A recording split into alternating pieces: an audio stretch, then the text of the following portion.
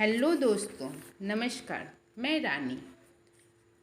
व्रत ये एक संकल्प है आस्था और विश्वास का और अपने आत्मबल को मजबूत करने का। अगर ये ना हो तो हम एक कदम भी चल नहीं सकते। ये मेरा अपना मानना है। तो इस प्रकार मैं अपना पूजा आरती पाठ को पूरा किया। देखिए, मैं पाठ करके फिर जाके आरती करूँगी और आरती करने के साथ ही मेरा पूजा आज का पूजा संपन्न हो जाएगा। पूरे दिन हम इसी काम में लगे रहते हैं। ये 9 दिन हमारे इसी व्यस्तता में व्यतीत होते हैं। उसी में से हमें थोड़ा बहुत समय निकालने पड़ते हैं, लेकिन पूरे दिन हमारे कुछ न कुछ कार्य लगे ही रहते हैं पूजा के लिए। तो मैं यहाँ पे आरती कर रही हूँ। आरती करते ही मैं इसके साथ माता रानी के लिए भोग बनाऊँगी। आज मैं उनके लिए मूंगफली और लौकी का खीर बना रही हूँ। इसके लिए सबसे पहले मूंगफली को रोस्ट कर देंगे, फिर ठंडा होने पे उसे मिक्सी में पीस लेंगे। और यहाँ देखिए, मेरे गौ माता आ गए हैं। पहले उनको ही भोजन चाहिए, इसीलिए वो बेल पे बेल मेरे देवर, मैं नहीं जाऊँगी तो वो जाएगा ही नहीं। इसीलिए पहले मैंने उसको खाना लेके गई।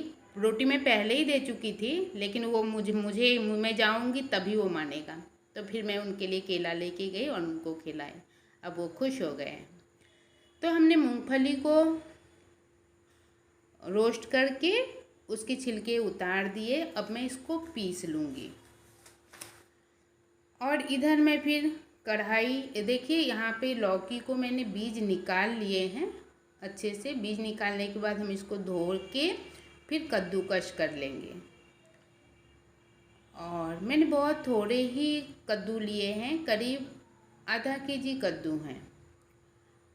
और बीज निकालना बहुत ज़रूरी है, इसलिए आप बीज निकाल लेंगे। फिर उसको हम कद्दूकस कर लेंगे। और कद्दूकस करने के बाद मैं गैस पे रखी कढ़ाई और कढ़ाई में भर के 2 चम्मच घी डालूँगी। व्रत के समय घी ज़रूर खाना चाहिए, ये स्वास्थ्य के लिए बहुत फ़ायदेमंद है। तो मैं 2 चम्मच घी डालूँगी और उसमें कद्दूकस किए हुए लौकी को डाल के अच्छे से फ्राई करूँगी। 5 मिनट करीब हम इसको फ्राई करेंगे।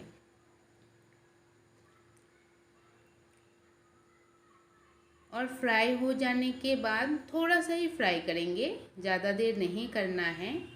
और उसमें हम डाल देंगे मूंगफली जो हमने पीस के रखे हैं। ये देखिए, 1 कटोरी मूंगफली है। मैंने 100 ग्राम करीब मूंगफली लिया था रोस्ट करके पीसने के बाद। ये 1 कटोरी मूंगफली हुए। तो इस 1 कटोरी मूंगफली को, पीसे हुए मूंगफली को हम इसमें डाल के फिर से फ्राई करेंगे। और फ्राई करने के बाद देखिए, मैंने दूध को पहले ही गाढ़ा कर लिया था। 1 लीटर दूध को मैं तब तक इसको बॉईल किए जब तक ये मतलब 1 पाव करीब बचा। उतना देर तक हमें इस दूध को अच्छे से गर्म करते रहना है, चला चला के गर्म करते रहना है। दूध को मैंने इसीलिए पहले ही गर्म होने के लिए रख दिए थे। और अब ये मेरे दूध बहुत अच्छे से गाढ़े हो गए हैं। इससे इस खीर के अंदर खोआ वगैरह डालने की ज़रूरत नहीं है, क्योंकि व्रत है। तो व्रत के समय हम बाहर से कुछ भी नहीं लाएंगे, घर में बनाने के लिए भी समय। तो देखिए मेरे दूध कितने गाढ़े हैं, पूरे मलाई की जैसे इसमें बन गए हैं। तो पूरे दूध एक साथ नहीं डालेंगे, धीरे धीरे दूध डालेंगे और मिलाते रहेंगे। ये खीर बहुत स्वादिष्ट बनते हैं। आप एक बार इसको इस तरह से बनाइएगा व्रत के समय में, या ऐसे भी डेजर्ट के रूप में आप इसको यूज कर सकते हैं। ये स्वास्थ्य के लिए भी बहुत अच्छा है। और मैंने जितना मूंगफली लिया था उससे थोड़ा कम, जैसे 1 कटोरी मूंगफली ली थी तो उससे थोड़ा सा कम चीनी इसके अंदर डाल देंगे। ये बहुत जल्दी बन जाते हैं, बस फ्राई करने के टाइम में थोड़ा समय देना पड़ता है। और इस टाइम में ये कढ़ाई में चिपकता है। आप थोड़ा पेशेंस रखकर धीमी आंच पर इसको पकाइए और ये फटाफट बन के तैयार हो जाते हैं, क्योंकि हमारे मूंगफली रोस्ट हुए ही रहते हैं। तो इसको ज़्यादा समय नहीं लगता है और दूध भी हमारे अच्छे से पके हुए रहते हैं, सब तो तैयार ही रहता है, बस लौकी को ही थोड़ा फ्राई करना होता है। इसके साथ मैं डाल दूँगी धुले हुए किशमिश। बस इसमें किशमिश ही डालना है, बाकी कोई भी ड्राई फ्रूट नहीं डालना है या नहीं इंक्लूड करना है, क्योंकि वो जो रोस्ट किए हुए मूंगफली होते हैं उसके फ्लेवर अपने आप में इतने अच्छे होते हैं कि आपको दूसरे किसी भी बादाम की ज़रूरत नहीं है। और देखिए मेरा खीर कितना गाढ़ा और कितना सुंदर दिख रहा है। ये खाने में भी उतने ही स्वादिष्ट होते हैं। इसीलिए मैंने सोचा कि माता रानी के लिए भी आज मैं यही भोग बनाऊंगी। और इस भोग को तैयार करने के बाद मैं लगे हाथ ही साबूदाना का खिचड़ी बनाऊंगी। आलू, टमाटर और साबूदाना का खिचड़ी सेंधा नमक डाल के बनाऊंगी। मैं इस काम को अभी ही करके रख लूँगी, क्योंकि शाम के टाइम में मुझे समय थोड़ा कम मिल पाता है, तो मैं इसको अभी करके ही रख लूँगी। तो इसके लिए मैंने डाला है इसमें 1 चम्मच घी, और घी के बाद हम उसके अंदर डाल देंगे जीरा और हरी मिर्च। मैंने 2 आलू लिए हैं छोटे छोटे काट के। आप कोई भी शेप में आलू को काट सकते हैं और उस घी में 5 मिनट फ्राई कर लेंगे। उसी अगर 2 आलू लिए हैं तो मैं उसके साथ 2 टमाटर लूँगी और उसे भी छोटे छोटे काट कर उस आलू के साथ मिक्स करके उसी घी में फ्राई करूँगी। और साबूदाना को मैंने आधा घंटा पहले ही बॉईल होने के लिए रख दिए थे। फिर मैं उसका पानी को निकाल के अभी बाटी में रखी हुई हूँ। तो साबूदाना को हमेशा 20-25 मिनट पहले ही भिगो के रख दें, इससे साबूदाना अच्छे से बॉईल हो जाते हैं। तो ये टमाटर डाल के मैं फिर से 2 मिनट फ्राई करूँगी। आप ये खिचड़ी बहुत जल्दी बनते हैं, इसको ज़्यादा समय नहीं लगता है।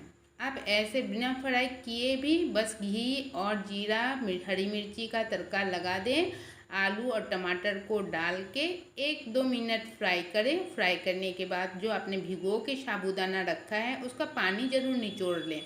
उसके बाद उसको कुकर में या कढ़ाई में जिसमें भी आप बना रहे हैं आप उसमें डाल दें। मैं यहाँ पर डाल रही हूँ सेंधा नमक आधा चम्मच। आप अपने हिसाब से डालिएगा आपको कितना चाहिए। मैं अपने अनुसार उसमें आधा चम्मच सेंधा नमक डाली हूँ। और तो इसमें कुछ भी जाएगा नहीं, बस इतना ही होते हैं। इसके बाद मैं साबूदाना को भी जो धो के रखी हूँ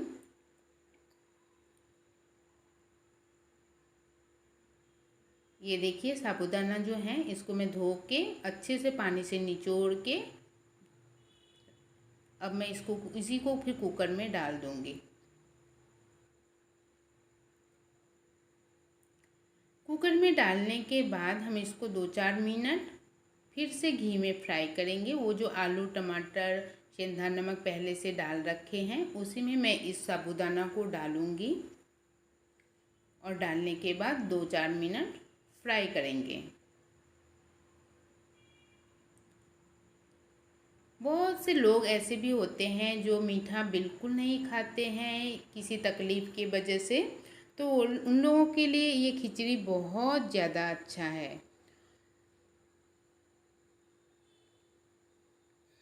आप इसमें इस खिचड़ी में बहुत कुछ डाल सकते हैं। जैसे मैंने सिर्फ आज आलू डाला है क्योंकि मैंने लौकी का खीर बनाया है, इसीलिए लौकी नहीं डाली हूँ।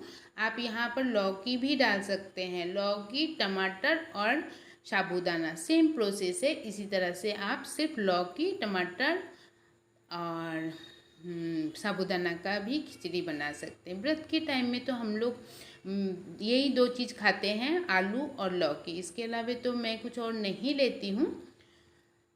अगर कोई और भी सब्जी खाते होंगे तो आप उसे भी इसमें इंक्लूड कर सकते हैं। और जितना हमने साबूदाना डाला है, अगर 1 कटोरी साबूदाना डाला है तो हम इसमें 2 कटोरी पानी डालेंगे। जिस भी मेज़रमेंट से आप साबूदाना डालते हैं उसी मेज़रमेंट को आप डबल कर दीजिए। अगर 1 कप साबूदाना लिया है तो 2 कप पानी डालेंगे, बस इस बात का ही ध्यान रखना है। बस हो गए। पानी देने के बाद में इसको अच्छे से मिला के 2 सीटी लगेंगे, आपकी खिचड़ी पूरी तरह से तैयार हो जाएंगे। ये खिचड़ी बहुत जल्दी बनता है और बहुत स्वादिष्ट होता है, हेल्थ के लिए भी अच्छा है। आप इसमें मखाना भी इंक्लूड कर सकते हैं। फ्राई जब घी डालते हैं, घी डालने के टाइम में भी आप इसमें थोड़ा सा मखाना भी रोस्ट करके, घी में रोस्ट करके, फिर उसमें आप लौकी डालिए, टमाटर डालिए, आलू डालिए, जो भी आपको मर्जी है डाल के फिर साबूदाना इसमें इंक्लूड कर दीजिए। इसे देखिए हमारा सब कुछ तैयार हो गया है। ये खीर है, मैंने भोग के लिए खीर पहले ही निकाल दिए हैं माता रानी के। और ये देखिए खिचड़ी कितने अच्छे बने हैं। ये खिचड़ी खाने में बहुत स्वादिष्ट होते हैं। और इस तरह से देखिए खिचड़ी और लौकी मूंगफली का खीर बनके तैयार हो गए हैं। और देखिए व्रत के लिए जो थाली चाहिए वो थाली इस तरह से, जब आप थाली तैयार करेंगे व्रत में, तो आपको ऐसा कभी नहीं लगेगा कि मैं खाना नहीं खा रही हूँ। व्रत का थाली अपने डेली के भोजन से बहुत अच्छे और बहुत पौष्टिक होते हैं। आप इस तरह से फल फ्रूट काट लें और देखिए